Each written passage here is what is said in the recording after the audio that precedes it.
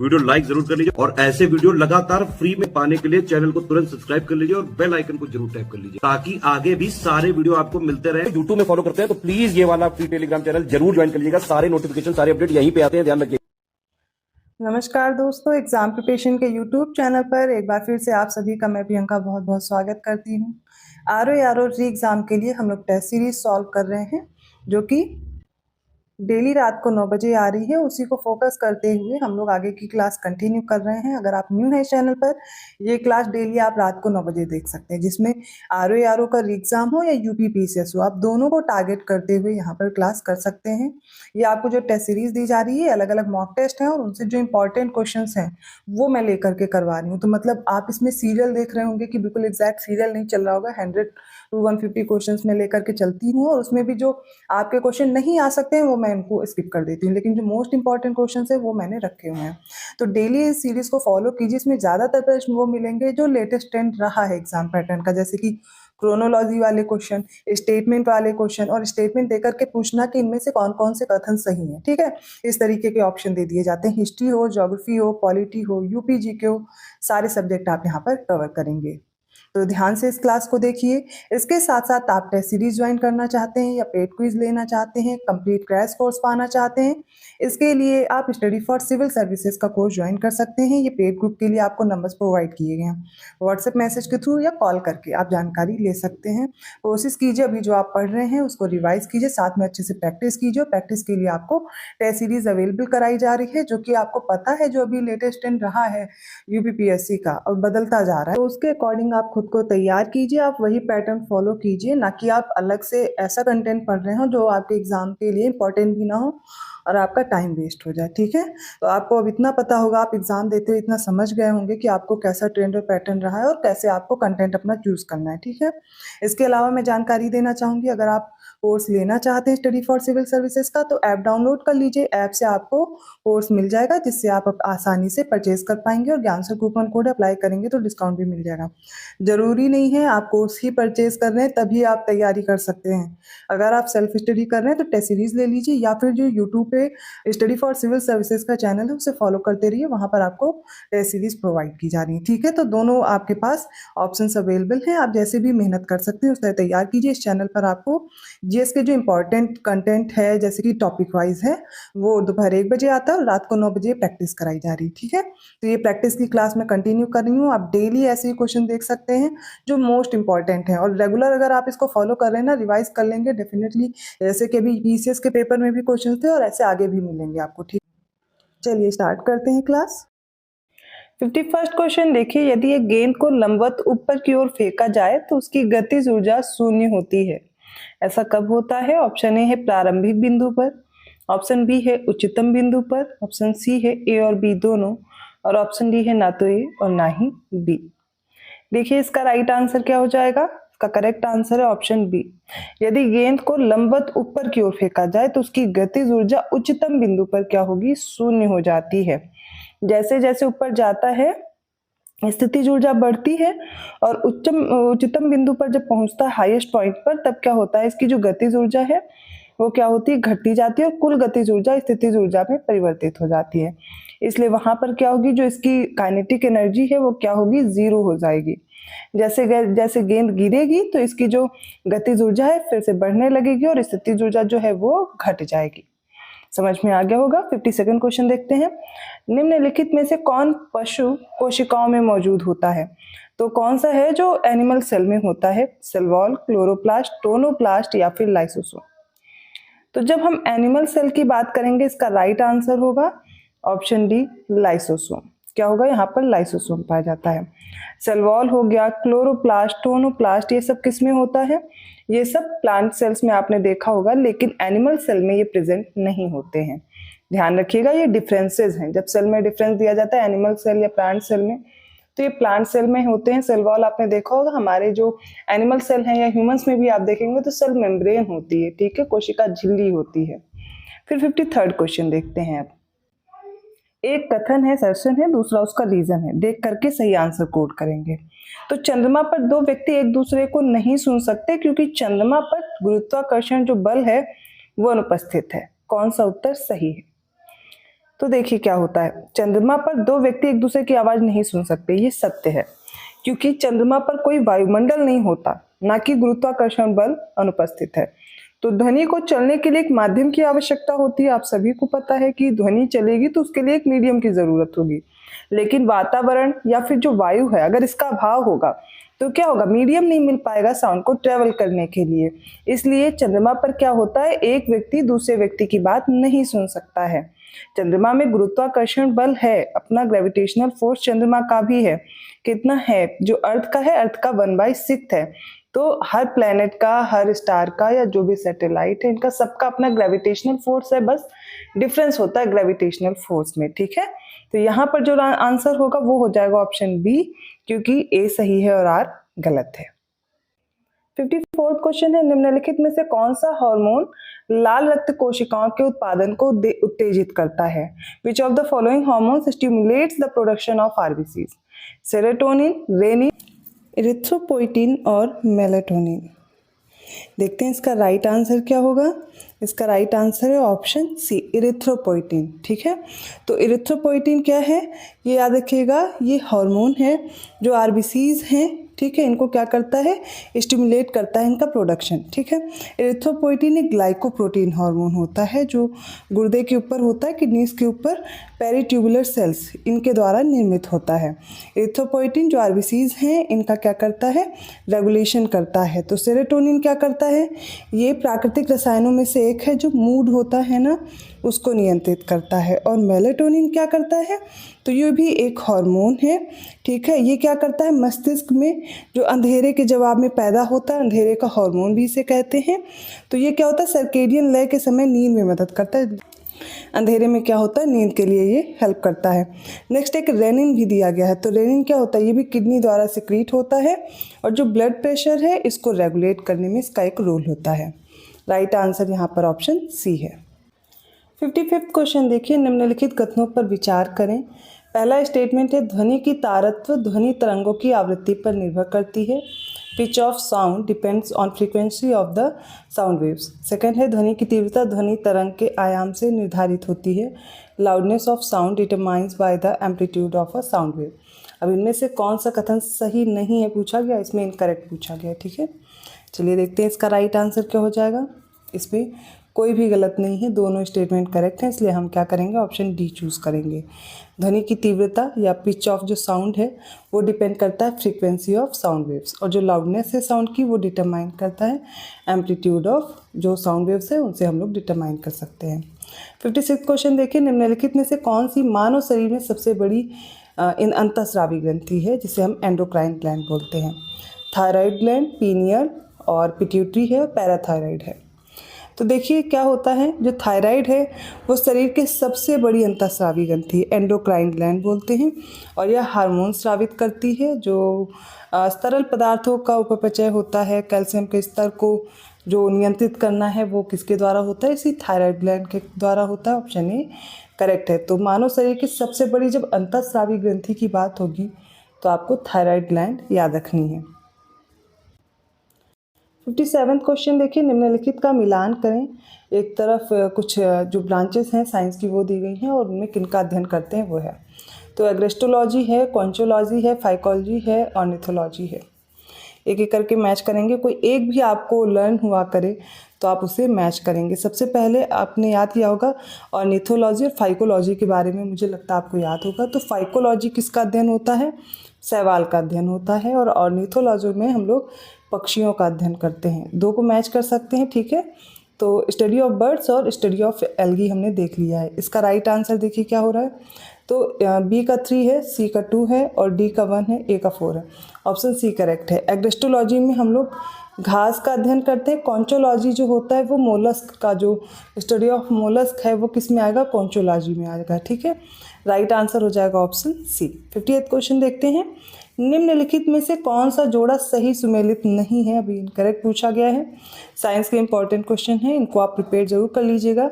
तो देखिए, proton Goldstein, positron Anderson, electron की डिस्कवरी की जे थॉमसन ने, न्यूट्रॉन का डाल्टन ने। कोई एक है जो सुमेलित नहीं है। ठीक है, इसका राइट आंसर हो जाएगा ऑप्शन डी। न्यूट्रॉन की खोज किसने की थी? हम लोग बचपन से शायद पढ़ते आ रहे हैं, जो भी 10th 8th 9th 10th में ये सब सिखाया जाता है, तो ये आपको याद होगा। तो न्यूट्रॉन की खोज की थी जेम्स चैडविक ने। बाकी सारे करेक्ट हैं, याद रखिएगा, ठीक है। 59वां क्वेश्चन देख लेते हैं। जल गैस निम्न में से किसका मिश्रण है? वाटर गैस के बारे में पूछा गया, किसका मिक्सचर है? तो हाइड्रोजन और कार्बन मोनोऑक्साइड, हाइड्रोजन और 2 बार दे दिया गया है, नहीं कार्बन डाइऑक्साइड दिया गया, ठीक है।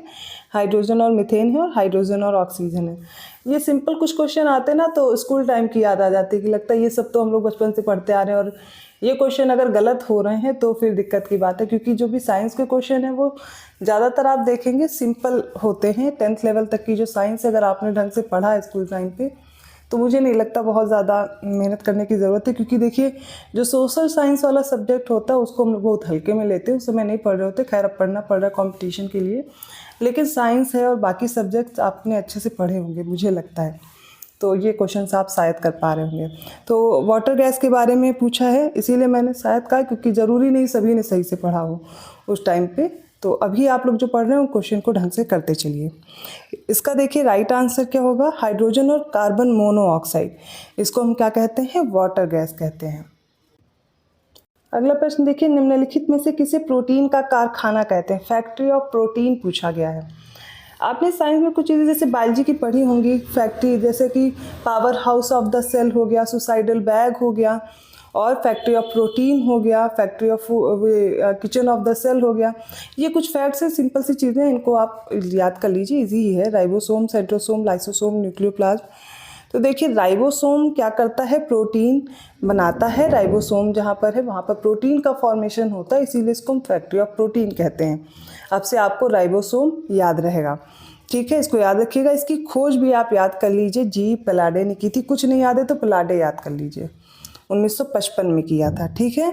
तो ये क्या करते हैं? राइबोसोम आरएनए और प्रोटीन से बने होते हैं। इनका मुख्य कार्य क्या होता है? सिंथेसिस करना प्रोटीन की, इसीलिए इसे फैक्ट्री ऑफ प्रोटीन कहते हैं।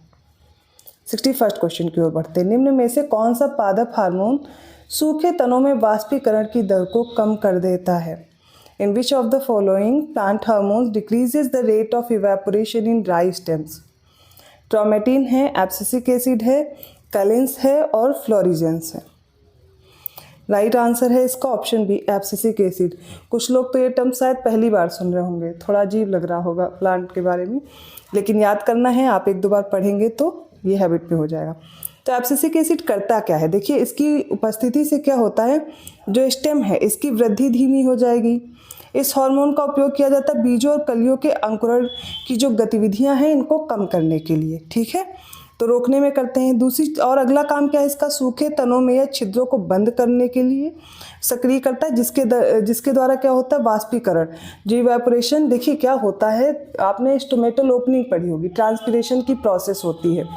पत्तियों में आपको स्टोमेटा या छिद्र दिखते हैं जिनसे ओस आपने देखी, क्या होता है? पानी बाहर निकलता है, वाष्पीकरण की प्रक्रिया होती है। ऐसे छोटे छोटे छिद्र जो हैं वो तनों में भी होते हैं, तो इनको क्या करता है? जो एब्सिसिक एसिड है वो बंद कर देता है। बंद करने के बाद क्या होगा? जो इवेपोरेशन की प्रोसेस है वो कम हो जाएगी। याद रहेगा, ऑप्शन बी करेक्ट है।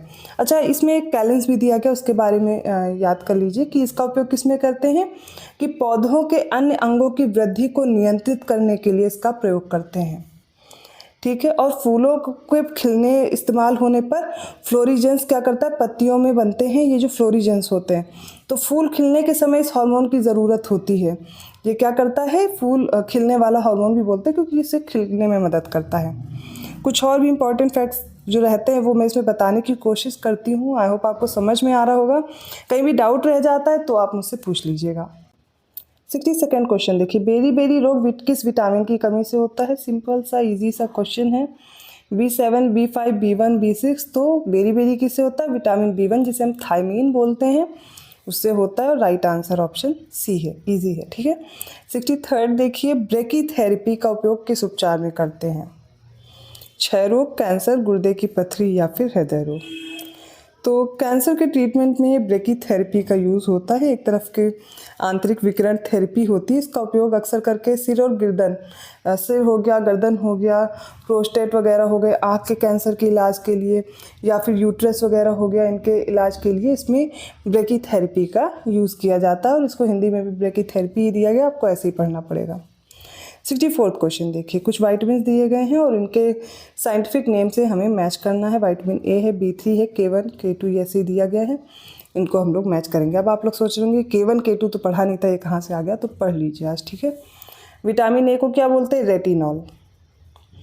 रेटिनॉल विटामिन ए की कमी से क्या होता है, आपको रात को कम दिखाई देता है, ठीक है, नाइट ब्लाइंडनेस हो जाती है, तो इसमें आप इसको रेटिनॉल को याद रखेंगे। फिर विटामिन B3 दिया गया है, इसको बोलते हैं पैंटोथेनिक एसिड। विटामिन K1, जब 1 आ जाए कोई चीज़ तो आप कॉमनली जो नाम याद करें बस वही जोड़ दीजिएगा, फिलोक्विनोन हो जाएगा। K2 को बोलते हैं मेनाक्विनोन, बचा यही हमारे पास, इसको मैच कर देंगे और राइट आंसर हो जाएगा ऑप्शन बी। ए का 1 है, बी का 2 है, सी का 3 है और डी का 4 है। 65th क्वेश्चन देखिए, मीथेन के मुख्य घटक हैं मार्स गैस, प्राकृतिक गैस, ए और बी दोनों, या फिर एलपीजी। इसका राइट आंसर हो जाएगा, इसमें मार्स गैस है, बायोगैस है, गोबर गैस है, प्राकृतिक गैस का यह मुख्य घटक होता है। राइट आंसर ऑप्शन सी है, दोनों होंगे। 66th क्वेश्चन देखिए, निम्नलिखित में से कौन सी धातु क्लोरोफिल में मौजूद होती है? मैग्नीशियम, जिंक, फास्फोरस या तांबा। राइट आंसर है ऑप्शन ए, क्लोरोफिल में मैग्नीशियम होता है, याद रखिएगा। 67th क्वेश्चन देखते हैं, निम्नलिखित में से किसमें अवतल दर्पण का उपयोग किया जाता है? अवतल का मतलब कॉनकेव वाला, ठीक है। Telescope, shaving mirror, rear view mirrors या फिर मैग्नीफाइंग ग्लासेस में। राइट आंसर देखते हैं, इसका हो जाएगा, देखिए क्या क्या इसमें आएगा, उत्तल दर्पण का उपयोग और अवतल दर्पण का उपयोग, ठीक है। जो मिरर्स है कॉनकेव और कॉन्वेक्स दोनों को आपका इनका जो एग्जाम्पल है वो याद रखना होता है। अवतल दर्पण का जो उपयोग है वाहन, हेडलाइट, शेविंग दर्पण में, दंत दर्पण में, सूक्ष्मदर्शी, दूरबीन, टॉर्च, सौर कुकर, इन सब में करते हैं। इसका राइट आंसर फिर क्या हो जाएगा? ऑप्शन है, इसमें दूरबीन और शेविंग मिरर होते हैं उनमें यूज़ करेंगे। और जो उत्तल दर्पण है इनका हम किस में उपयोग करते हैं? तो वाहन दर्पण में, स्ट्रीट लैंप में करते हैं, आवर्धक जो चश्मे होते हैं, सुरक्षा दर्पण, धूप का चश्मा, तो इनमें मैग्नीफाइंग लेंसेज नहीं होते हैं तो इनके लिए इनको यूज़ करते हैं। यहाँ पर राइट आंसर ऑप्शन ए है। जिनको भी एक बार में नहीं समझ आया तो वीडियो आप क्या करेंगे, स्लो करके आप सुन सकते हैं या फिर मैं फिर से बोल दे रही हूँ। तो उत्तल दर्पण के उपयोग में वाहन दर्पण, स्ट्रीट लैंप, आवर्धक लेंस हो गए, आवर्धक चश्मा, सुरक्षा दर्पण और धूप का चश्मा, धूप वाला जो होता है वो भी उत्तल दर्पण का उपयोग करते हैं। और अवतल दर्पण का उपयोग वाहन, हेडलाइट, शेविंग दर्पण और क्या हो जाएगा वो जो डेंटिस्ट यूज़ करते हैं, आपने देखा छोटा सा इंस्ट्रूमेंट रहता है जिससे देखने के लिए, वो भी क्या होता है, वो भी अवतल वाला ही होता है। दूरबीन में, सूक्ष्मदर्शी में, सौर कुकर में ये सारे यूज़ होते हैं, ठीक है। अगला देखते हैं 68वां क्वेश्चन, निम्नलिखित में से कौन सा रोग बैक्टीरिया के कारण होता है? एड्स, पोलियो, ट्यूबरकुलोसिस या हेपेटाइटिस बी।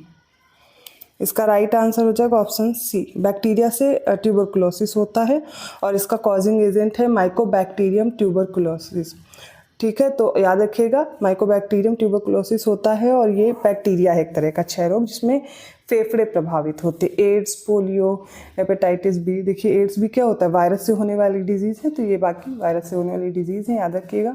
और बैक्टीरिया से होने वाली जैसे कि कॉलेरा हो गया, डिप्थीरिया हो गया, ये सब क्या है, बैक्टीरिया से होने वाली डिजीज़ है। 69वां क्वेश्चन देखिए, निम्नलिखित में से कौन सा जोड़ा सही सुमेलित है? रोबस्टा कॉफ़ी है, कंचन आंवला और हरीझा अमरूद की एक वैरायटी है। इसका देखिए राइट आंसर क्या होगा? ऑप्शन डी, तीनों करेक्ट दिए गए हैं। आर के लिए काफ़ी इंपॉर्टेंट है ऐसे क्वेश्चंस, क्योंकि कभी कभी क्या होती है, वैरायटीज़ पूछ ली जाती हैं, स्पीसीज़ पूछी जाती हैं किसी क्रॉप की। और याद रखिएगा कि एग्रीकल्चर से कुछ क्वेश्चन पूछे जाते हैं, ठीक है। तो वो मैं अब जो दोपहर वाली क्लास चल रही है उसको फॉलो कीजिएगा, उसमें मैं क्वेश्चंस कराती रहती हूँ, उसमें वो टॉपिक कवर करती रहती हूँ जिनसे एग्रीकल्चर हो गया, यूपी जीके है या फिर आपका जीएस का जो पोर्शन है वो सारा मैं वहाँ कवर कर रही हूँ।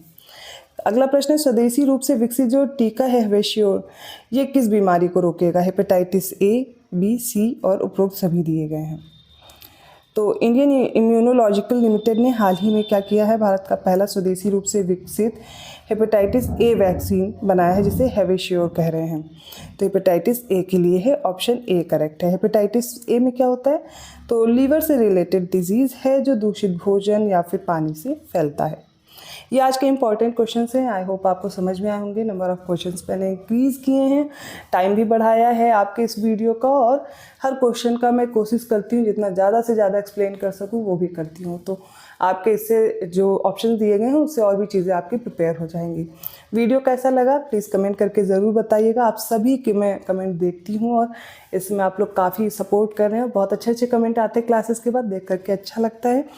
मैं भी चाहती हूँ मेरी क्लासेस से आपको कुछ ना कुछ हेल्प मिलता रहे, जिससे आपके एग्ज़ाम में थोड़ा भी फ़ायदा होता है तो मुझे अच्छा लगेगा। और आपके जब पेपर्स होते हैं और उनमें वो क्वेश्चन देखने को मिलते हैं जो पढ़ा हुआ पूछा गया, तो फिर उसकी फीलिंग ही अलग होती है। तो अच्छे से प्रिपरेशन करते रहिए, जो भी क्वेश्चंस पहले हो गए उनको प्रैक्टिस भी करते रहिए, रिवाइज करते रहिए। वीडियो से कर सकते हैं, स्पीड बढ़ा के कर सकते हैं, जैसे भी है।